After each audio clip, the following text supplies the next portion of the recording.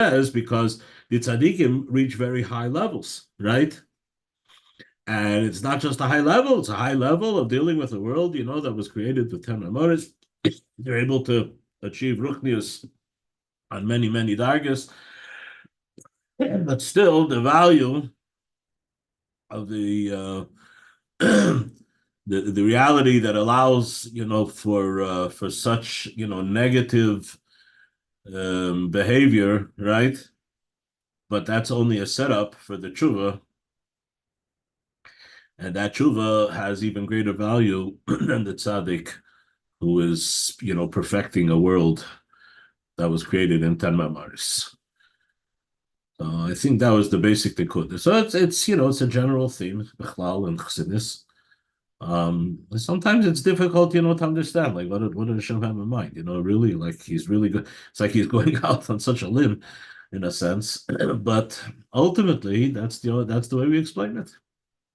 That's the way we explain it. Very often you find, even amongst maybe some, in Jewish sources, although I wouldn't support those sources, that in answer to the question of why does Hashem create evil, right? And often what you will hear from different theologians or whatever, right? Certainly outside of Yiddishkeit, but I've heard it also from within, Yiddishkeit. Although again, I'm going to repeat that I wouldn't support that. That the reason is it's not Hashem, it's not God, it's man, it's man that creates the evil. But that's not an answer for, certainly not for Talmidim of Hasidus, not for those who go in the ways of the Baal Shem Tov, where absolutely everything is by design. Hashem did not leave anything out there, right? So that he says, listen, this is the way I want it to be, but it's up to you. Go ahead, you do it your way. I mean, ultimately, there has to be a deeper purpose even in that, right? So in a sense, he did. He did. Yeah, he allowed us to be like little gods, and he gave us free will. He allowed us to do things that he doesn't even want. I've answered people that, there's the question, can Hashem create a God that he cannot control? So the answer is, yeah, he could. And the proof is, he created me. And in the morning, he wants me to get out of bed, and he can't lift the. No. The question is, can he create a rock that he cannot lift? He said, "Here I am. I'm lying in bed," and he's allowed there to be a reality where Hashem is willingly not being able to lift it. Right? He said, "I can't lift him. You have to lift yourself. I can't do it." Kind of, it's a very deep idea, but I think that's basically what it is. Okay. So, are we waiting for anyone else, or? Yeah, I think we're ready to start, isn't? Yeah, is that how you answered the question last week at the Shabbos shir? Not with as much depth and clarity. Uh-huh. Oh, that's the Nakuda. Okay, it's not an easy Nakuda. It's not an easy Nakuda. The Rebbe would also sometimes express his frustration with these ideas, right? So the Rebbe would he would tap into those ideas, right? But often the Rebbe would but Hashem didn't have to create the world that way. He could have done it another way, right? So it's almost as if the frustration is built into the system. Somehow Hashem wanted that the Rebbe should be sitting at a Farbrengen, and the Rebbe should be, and the Rebbe is literally he's pouring tears out, as to why Hashem decided to create the world in such a manner. I mean, literally, the Rebbe would get very emotional. And by Farbrengens, I've witnessed many times that the Rebbe would literally break down. And usually it was because he was having some issues with Hashem and the way Hashem decides to do things, right? So I guess that's all part of the system. But it's hard. It doesn't have like a straight answer. It's kind of whatever. Okay. So should I continue with the? Okay. So the last share, yeah, Rabbi Yisrael, looks like you're the You're the two Talmidim. You're sitting in front of the class today. So, last time I think I gave the class. It was from the car in the parking lot of Bracha's seminary. I went to pick her up. So I continued with a theme that I had that had begun at a previous show. Let me remember if it was a week before or 2 weeks before, whatever. My life is becoming very hard to keep track. I literally I have a calendar, and I literally from day to day have to figure out where I am and where I'm going and when I'll be back. But whatever, I was in 3 different countries last week, so or this whatever. So bottom line, so the idea, I mean, I kind of like coined a term of the hidden dimension. Okay, so the Alter Rebbe, for example, the Alter Rebbe speaks about the Ava Misuteres, the hidden love, right? And I was just thinking, this morning, like, what is the mocker? It's if it's hidden, that means that we cannot really put our finger on it. It's not like we can say, "Oh, here, look, this is what this is. Look, see, a Jew has love to Hashem," right? Alter Rebbe calls it the Ava Misuteres. He calls it a hidden love, meaning that very likely a person could go through his whole life and never even know that it exists, right? He knows he has obligations. He knows he has things to do. One of the things is we have to Hashem Alekecha. He has to somehow develop love to Hashem, right? But he can be totally unaware of the fact that there is already the core element of that love already exists within his own soul, okay? Hence, it's called the Ava Misuteres. I was wondering, like, what's the mucker? What's the proof? Right? I was thinking because I was having some fun, comparing this to how scientific theory works, right? Where you make an observation, and then you stipulate that there's some kind of dimension there that you cannot necessarily observe. You don't readily observe it. That's why it's only called a theory. You come up with an idea that if it would be so and so, then that would explain the observations that we are making, right?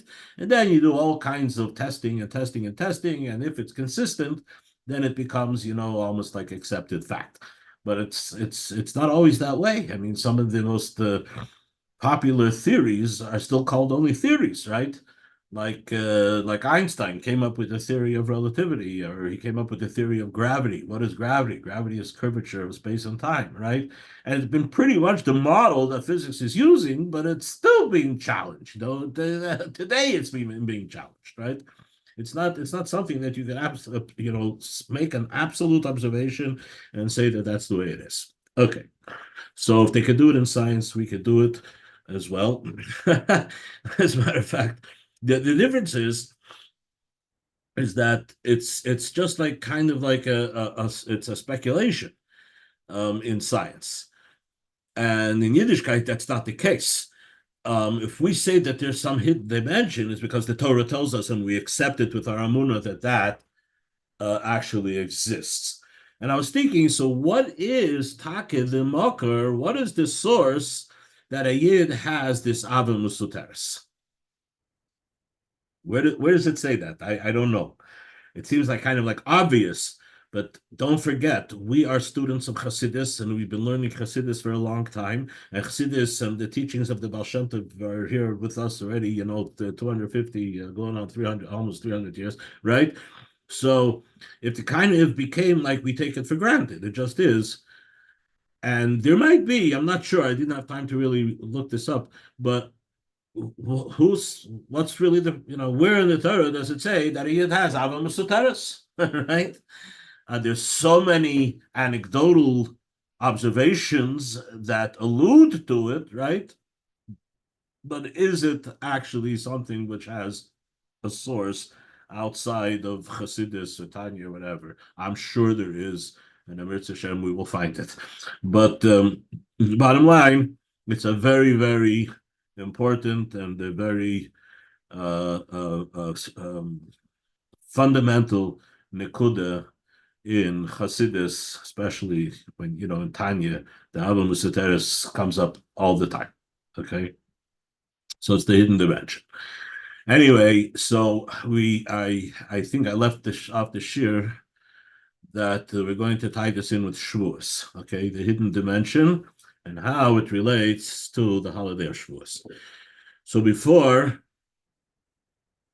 I'm going to first give a little brief overview and how the calendar works.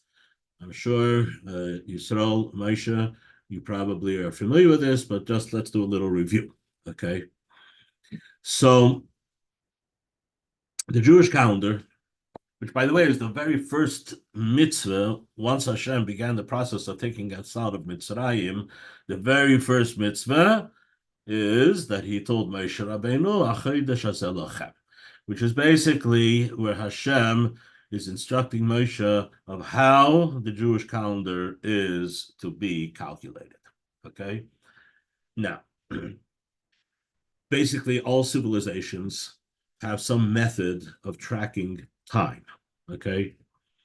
Now, the most obvious is by making certain observations, right? Then we know every day there's a cycle, the sun comes up, the sun goes down. Okay, so there we have it.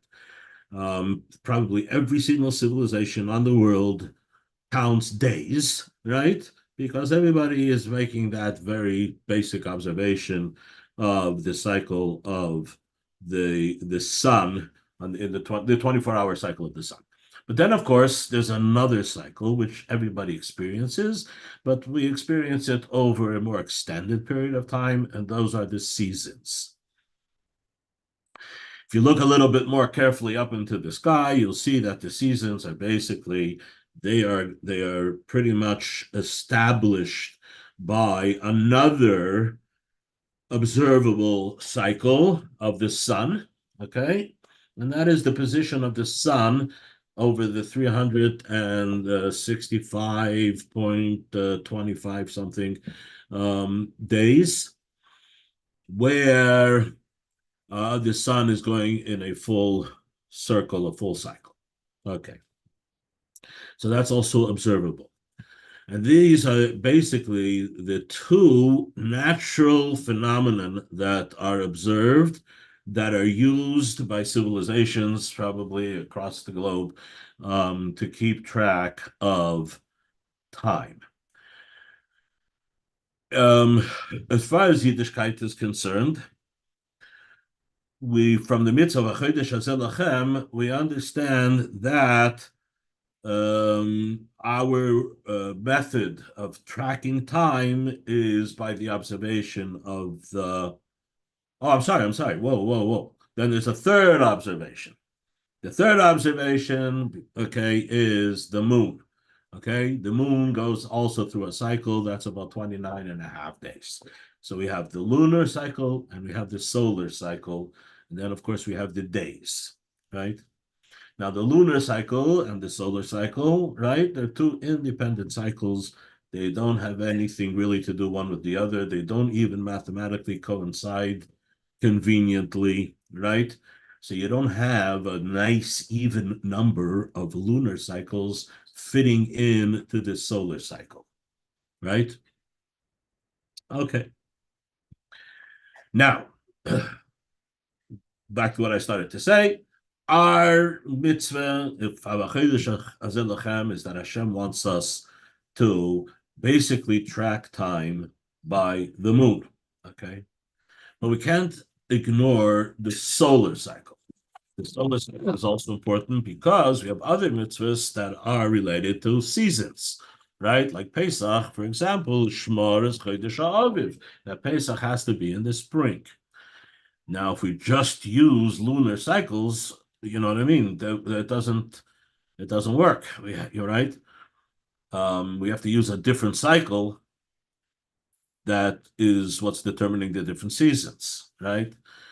So the bottom line is that from the Torah we see that yes, we had the fundamental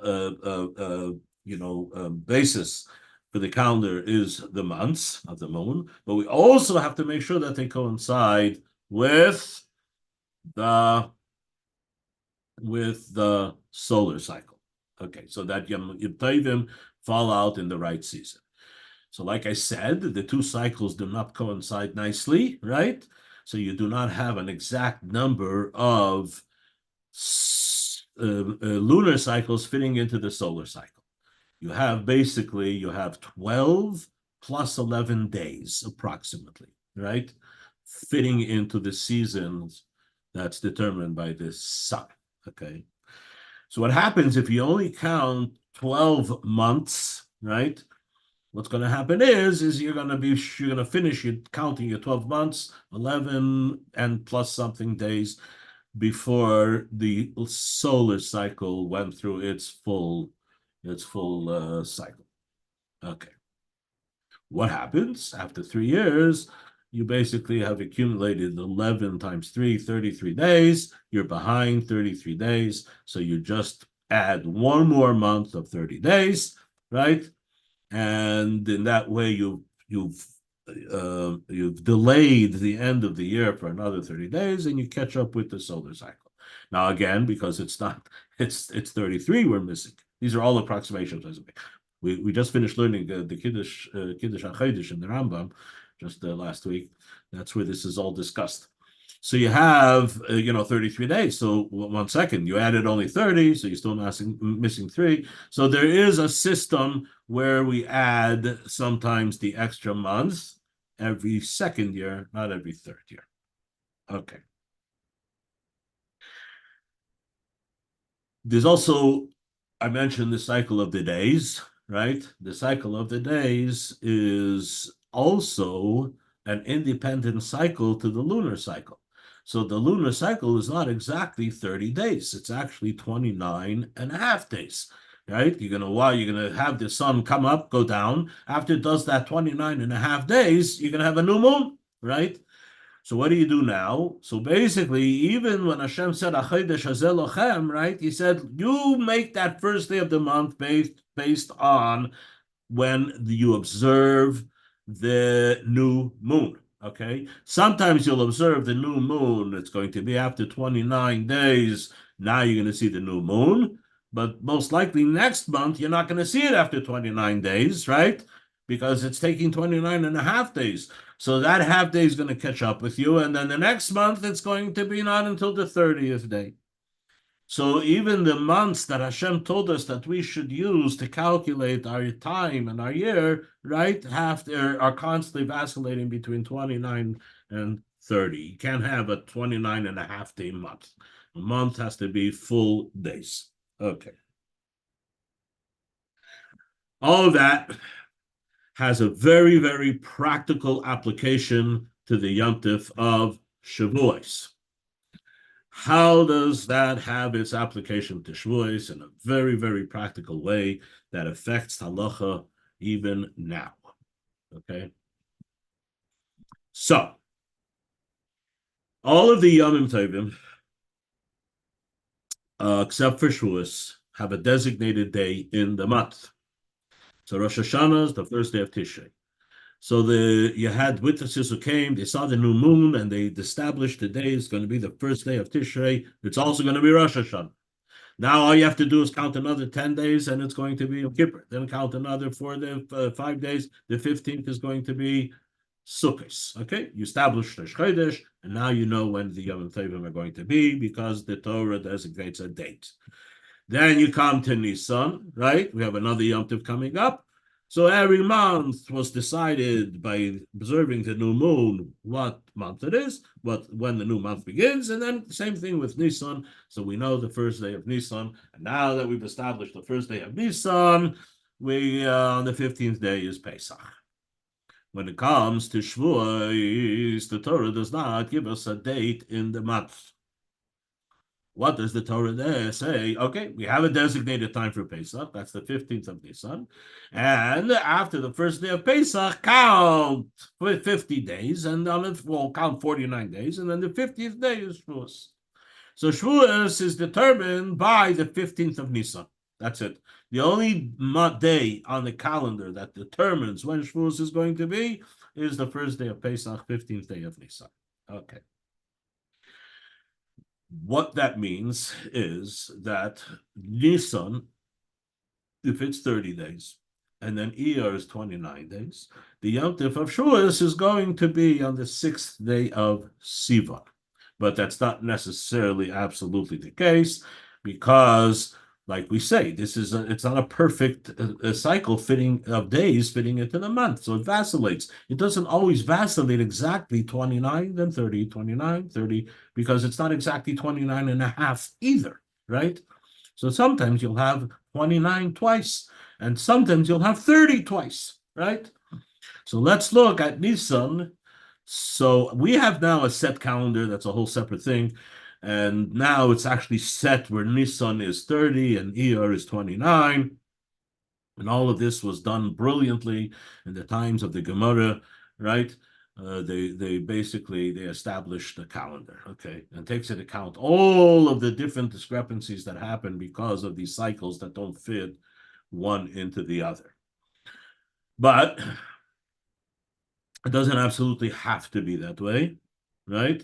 Because when Mashiach comes, we're going to go back not to a fixed calendar, but it's going to be a month-to-month calendar where Adam are going to come and say that they saw the new moon, right? It's going to end up to being very similar to our calendar, but it's not going to be exactly like our calendar, because when they did make that calendar, they decided that they were going to make sure that certain things don't happen. They got the word. They made sure that that Yom Kippur should never come out on a Friday or on a Sunday, right? So they had to play around with the calendar. But wherever, if they played around in one end, then they compensated for it somewhere else. Okay, so they manipulated the calendar, but they did it very carefully so that you end up at the end with everything kind of like balancing out. Okay, so now here we have the 50th day of Nisan. Nisan, not for 30 days, they didn't see, at the 30th day of Nisan comes, they didn't see the new moon, so now it's going to have 30 days, and the new moon was going to be seen the next day, which is going to be the first day of Iyar. Okay, our calendar, the set calendar is like that too. Comes Iyar, 29 days later, they see the new moon, and now the first day of Sivan is the next day, and then the 6th day, if you just count the days, 50 days, it's going to be the 6th of Nisan. What happens, though, if, let's say, in Nisan, they saw the moon after 29 days? So now it's not going to be a month of 30 days. The next day is going to be Rosh Chodesh Iyar. It's going to be Rosh Chodesh Iyar, okay? So you're getting to the 50th day. You're getting to it a little faster on the calendar because you skipped a day, right? So now you're going to get to the 50th day. I'm sorry, the calendar is going to be moving along now from Iyar. And then you're going to come, and then is again, Iyar is again only 29 days, right? So all of a sudden, the calendar is already now at the 7th of Sivan, and that's the 50th day from Pesach. The other way around, let's say the both months are going to be 30-day months. You have 30 and 30. And by the time you get to the 5th day of Sivan, you'll already have had 50 days, and that's going to be the Yom Tov of Shavuos, right? There's a very interesting discussion in Shulchan Aruch. The day of the giving of the Torah, was on the 6th of Sivan, right? The fact that Shavuos is on the 6th of Sivan is kind of arbitrary. It is because we have a fixed calendar, right? But it doesn't have to be the 6th of Sivan. And yet, in the davening, when the Anshei Knesset HaGedolah, when they formulated the davening, they refer to Chag HaShavuos also as Man Matan Torosenu. Every Yom Tov is referred to in the davening, which is established by the Anshei Knesset HaGedolah. So it's a very exact lashon, a very exact terminology, and we associate Pesach with Cherosenu, and we associate Shavuos with the Torah, with the giving of the Torah.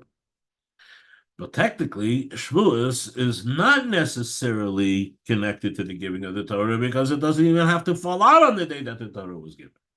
By the way, to make this whole thing even more complicated, the Gemara is also, there's different, was given, what day of Sivan the Torah was given, but that's already it's a separate discussion. But in any case, so the bottom line is, I think the Alter Rebbe's the conclusion is that because we have a set calendar and it happens to fall out on the 6th day of Sivan, which happens to be the day which, according to the most opinions, is the day that the Torah was given, so the Achik Knesses HaGedolah decided to associate Shavuos with Matan Torah. Okay? So now that you've just been educated on how the calendar works, you realize that, okay, we're calling it Man Matan Tereseinu. Pesach is Man Tereseinu because Pesach for sure is the Yom Tov that's associated with Hashem taking us out of Mitzrayim. When Hashem gave us the Yom Tov of Pesach, He told us is that we should remember the going out of Mitzrayim. But when Hashem gave us the Yom Tov of Shavuos, He didn't tell us anything about it being associated with the giving of the Torah. And indeed, it's possible that Shavuos should be on a day different than the day of the giving of the Torah. And yet, in the davening, we do call it Zman Matan Teiraseh. Okay? So, let me just add one more little halachic little quirk over here. That this idea that Shavuos could be on a different day, right, than the 6th day of Sivan is something that is actually halachically possible even today. Even today. Now, this whole conversation, I think maybe Rabbi Itkin, you were going to speak about it after the with Rabbi Elkan. So Rabbi Elkan actually had a guest for Shavuos. This goes way back, I think, in the 50s or early 60s, and he had a guest from Eretz Yisrael, and the issue came up as to whether this guest was keeping Shavuos on the right day. I'm not sure exactly what was happening. He was okay. I'll get into the general idea in a second, but and then he asked the Rebbe, and the Rebbe said he will speak about it at the Farbrengen, and at the Farbrengen, the Rebbe addressed this issue. Okay, and then the Rebbe spoke about it after that, other times as well. Now, what's the issue? Okay, the 50 days that we count for Shavuos are different than any other counting. For example, we have to count 7 years and make the 7th year Shemitah.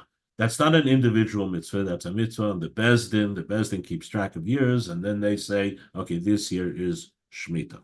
Okay, same thing with Yovel. The 50th year is Yovel. It's only when we have a Beis Hamikdash, but it's done by the Bezdin. Months are also, the Bezdin is calculating the months. The Bezdin has to hear the testimony that the new moon was seen, right? They establish Rosh Chodesh. They say Kodesh, Kodesh. The three members, a minimum of 3 members of the Bezdin have to hear the testimony, and they pronounce the day to be Rosh Chodesh by saying Kodesh, Kodesh, Kodesh 3 times. Okay. All of this is done for us. In other words, we see that in the Torah, one of the basic principles is that there is the individual, and the individual has his responsibilities. And the fact that there's also community is not just a matter of convenience, but it is integral to Torah. Because according to Torah, the individual has to keep Yom Tov, but he has to keep it on the proper day, and he's not the one who designates the day. It's the Bezdin that designates the day. So the idea that you're not alone. You can't just serve Hashem and be Mekayim, the 613 mitzvahs, as an individual, because you're performing the mitzvah, even though it's your obligation as an individual, is completely totally, it's dependent, it hinges on what the Bezdin is going to determine as Rosh Chodesh. So it's kind of like if a Jew cannot go off and live in some isolated place and completely disconnect himself, because he won't know when he is to do the proper mitzvah. You need to be part of a bigger klal, a bigger community, right? That has in it also a bezdin and so on and so forth. Whatever, this is just a little sidebar, right? But it's going to come up again in a second, and I'll show you how. So here comes Shavuos, and you have to count 50 days. The pasuk says, "Usfartem lochem."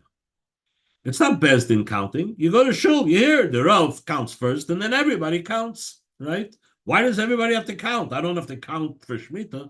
I don't have to count, for anything else, right? It's similar to when a woman has to count days to determine when she can go to a mikveh. So that's a personal counting, right? Shavuos is similar to that. Shavuos, I mean, there's I think even a reference in the Zohar which compares the counting to Matan Torah as the counting that a woman counts, to know what day she can purify herself, right? I think it's in the Zohar that we say at the Tikkun on the night of Shavuos. It makes the what's it called? There's a correlation between the two countings. So it's a private counting, right? Now everybody's living in the same world, right? So you would think that everybody is going to end up counting their 50 days, and we're all going to end up keeping Shavuos on the same day. Except there's a problem, and the problem is there's such a thing called a dateline.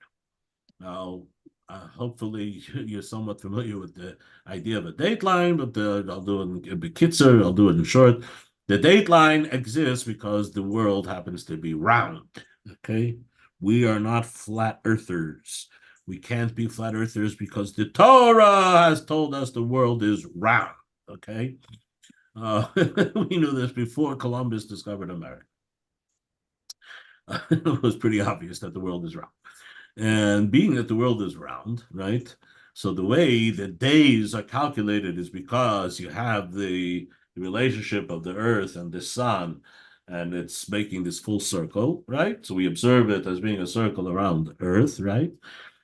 Now every day begins when you see the sun come up, right? But it's a circle. At which point do we say that when the sun comes up, it's a new day? Right? So what we have is we have the necessity to establish a point on the circle that has no beginning, it has no end, right? You have to, so to speak, arbitrarily define a place, right?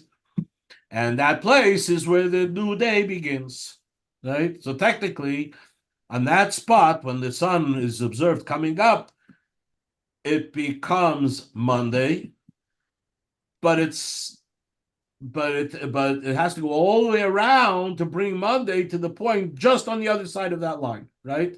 So the other side of the line, it's actually going to be Sunday until the sun makes its full circle and comes to that side of the line as well, right?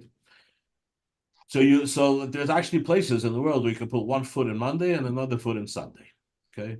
Now, the world also has a dateline, right? They also count days, right? Now that dateline is totally arbitrary.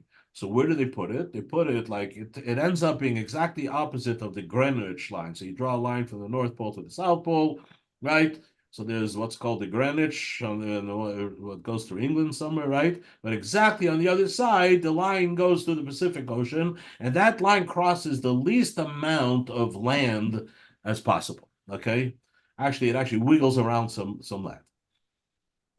Now that's an arbitrary thing because it's much more convenient to have that place where on this side it's Sunday and on this side it's Monday, right? Literally, and it's like on a line, right? You put one foot on one side, another foot on the other side. It's more convenient to put it where there's the least disruption, so to speak, right? But in Torah, nothing is arbitrary. So you have a whole sugya mesechtes Rosh Hashanah as to where the date line is. It's in the Gemara in Rosh Hashanah. Where is the date line? Okay. And obviously, there are different opinions, right? But we have a halachic date line. We have a conclusion as to what the halacha, what we follow. There are some places where it's kind of like in between different opinions. And I remember my father once talking on the phone to somebody explaining that when they were in China during the war, So they were in a place where it seemed to be right smack in the middle of the two date lines. And what they did was, like for Yom Kippur, but since Yom Kippur is Midaraisa from the Torah, I think they actually fasted 2 days or something. I'm not sure. They put tefillin on one of the days and whatever. It was a whole big whole situation. Okay, I don't know what happens today, but it's an issue. So here you have. Now, what happens if a person crosses that date line? The second you cross that date line, you either jump ahead 24 hours or you go behind 24 hours. If that happens, then if you're counting days and it's a personal mitzvah, you have to count the days that you are actually experiencing. If you didn't experience the sun come up and go down and then come up again, you can't count an extra day. So when you jump over the date line, what's going to happen is that now your experience, you haven't yet experienced another day, but the people that you're amongst on the other side of that date line, like for example, you go to Australia crossing over the Pacific, right? And you land in Australia, to those people, it's a day ahead of what you've observed, right? And you can't skip a day of Sphira. You have to count your Sphira, what you observe. So you're going to count another day of Sphira, but you're stuck, but they're going to be ahead of you. You're going to come to Ma'ariv, and your Sphira is going to be day 10, and their Sphira is going to be day 11, right? That's based on your observation, and it's your personal mitzvah, right? In reverse, you can't go the other way around. You've already had that extra day, and now you're coming to crossing the Pacific, and you land in Los Angeles, and you go to Shul for Ma'ariv, and you're ready to count already the next day, and they're still counting the day before. Okay. It's a little confusing for some people, but this is a very advanced group here, so I'm sure everybody's following along. Okay. Now, so what's going to happen, though? Shavuos is based on your counting the 50 days. So if you cross the date line, you're going to have to observe Shavuos on the day that you finish counting the 50 days of the 49 days and then the 50th day for your Shavuos. This is real. This is the halacha. And this, by the way, is why if you ask a Rav, he tells you don't travel to Australia by crossing over the date line, the Pacific date line. Now, if you could go to Australia, but you have to go the other direction. By going the other direction, what happens is that while you're in the plane, it's like when you fly to Eretz Yisrael. You ever notice how the night just kind of disappears? You get on the plane, 11 o'clock at night, you're just getting ready to go fall asleep. You're just barely falling asleep, right? And then 3 hours later, or maybe even less, shachis, right? You didn't even get a chance to fall asleep. Why? Because you're going against the sun. So you accelerate the experience of the sun passing over your head, right? So you're accelerating the time, so to speak, right? Or your experience of that time. If you're basing your experience on what you're observing as far as the sun. So when you're traveling towards the sun, you're making this, and the sun is coming towards you, so you're traveling eastward, and the sun is coming from the east to the west. What's happening is that you're having an accelerated experience when you observe the sun. So if you fly to Australia, you'll have had time to quickly daven Ma'ariv. You didn't have to wait 24 hours to daven the next Ma'ariv, but you're going to have the experience of the sunrise and the sunset accelerated, so that when you land in Australia, you will have caught up with them, and you will be, and you'll what's it called? And you'll and you'll daven Ma'ariv, and you'll be holding at the same sphere. Okay, so that's what Rabbanim will tell you to do. Rabbanim tell you, don't fly over the date line between the first day of Pesach and Shavuos, unless you're going to come back before Shavuos, okay? Because you'll have lost a day, but then you'll have gained a day on your way back, okay? The Rebbe, addressed this whole issue in response, I guess, to the query of Rabbi Khan, based on his guess that apparently had crossed the date line, right? And the Rebbe, like everything, the Rebbe also is going to look for the lesson in Avodas Hashem, okay? And this is where the hidden dimension of the Torah comes up. He says, it's on the one hand, we say in the davening, Zaman Matan Teirasein. This is the time that Hashem gave us the Torah. Okay. On the other hand, we know that for an individual, it's possible that his Shavuos is on a different day. So the lesson that the Rebbe learned is, okay, I'm going to explain something to you. The Ayid and the Torah are parallel. Okay. That's why, for example, we find in the Zohar, we find that in reference to the Torah, the term Gufa da'iraisa, Lishmasa da'iraisa. A person has a body, a person has a soul. There's a reference of the Torah of having a guf and having a neshama. The Torah itself also has a guf and a neshama. Okay. In a sense, you could say also that just like a person has a neshama, and that neshama has within it that hidden dimension, right? The Ava Musoteres, like the Torah has the soul and it has the hidden dimension. What is that hidden dimension of the Torah? So, Ayid, every day, it says that when a child, when he begins to speak, the first thing you should teach him is a pasuk from Chumash. What's the pasuk of Chumash? Torah tziva lanu Moshe. Hashem, the Torah that Moshe has given us and that has taught to us, Moirasha Kehilas Yaakov. It's an inheritance to the congregation of Jacob, right? The Torah is being referenced as an inheritance, okay?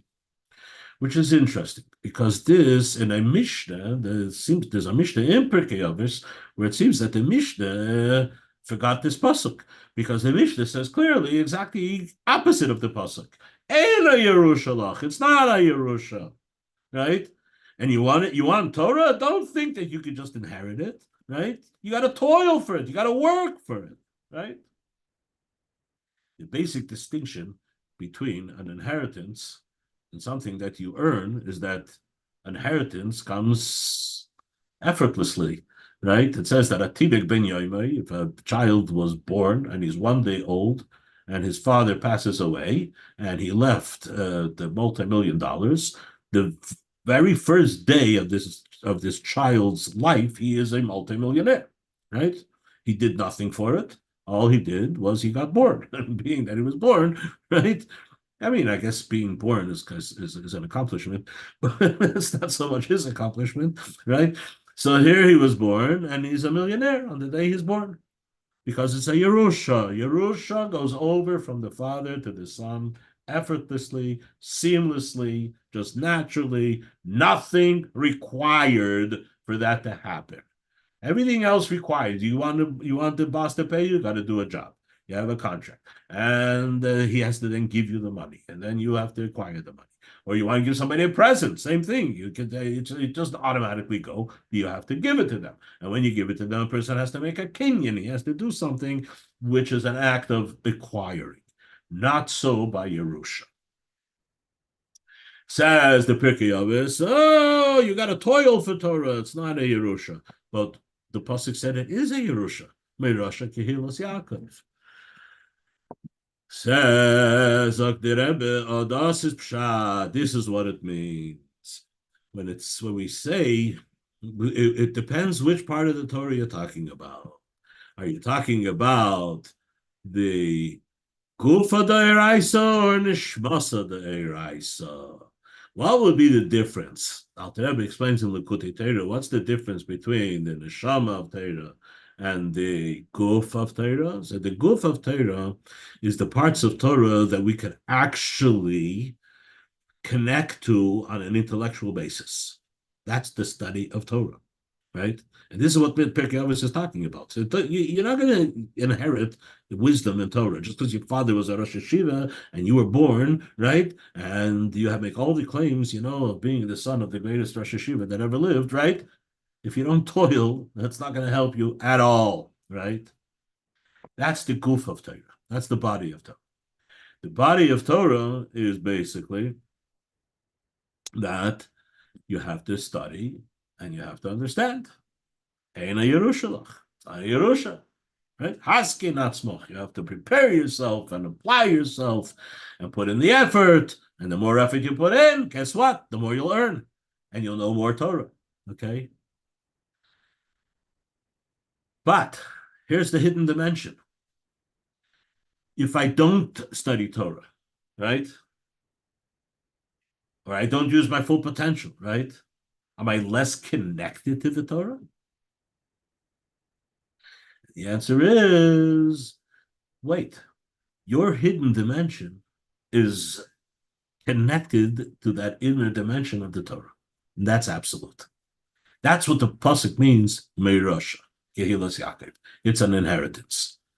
By just the fact that you were born a Yid, on the day you were born, just like the child is now as a multimillionaire, you're even better than a multimillionaire. The day you were born as a Jew, you have the Torah. You and the Torah are like one. And that's an absolute fact, but it's a hidden dimension.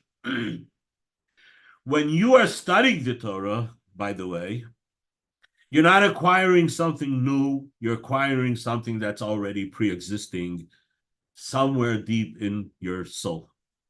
All you're doing is every new discovery that you make in the Torah, you're bringing out something that already is an existence within your essence, and you're bringing it to the outer surface of yourself, which is in this case the process of your intellect, okay, into your consciousness when you're studying the Torah.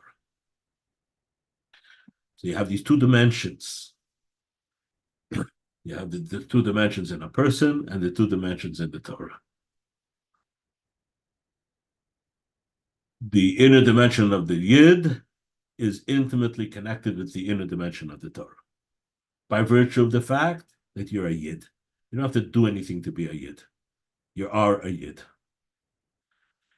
But obviously, you want to live like a Yid as well. That's what you are. You might as well live that, right? Because then you're going to be in peace with yourself. Like I spoke on Pesach, right? The Cherus is that you're in sync with yourself. So bringing the inner to the outer is just making the whole in sync, right? Where the outer and the inner are actually in harmony one with the other, right? Likewise, the Torah, the essence of the Torah is there and it's yours, right?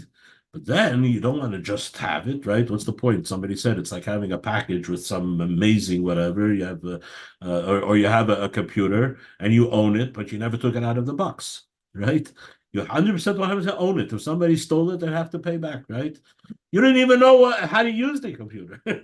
This was somebody I once gave the shiur, and somebody's brought up this mashal. They said, yeah, something like you got the computer, it comes in a very nice box, right? And even after you took it out and you start using it, there's so much more potential to that computer, right? That you probably will never even discover, right? That you can actually do and use that computer for, right? Very good mashal, right?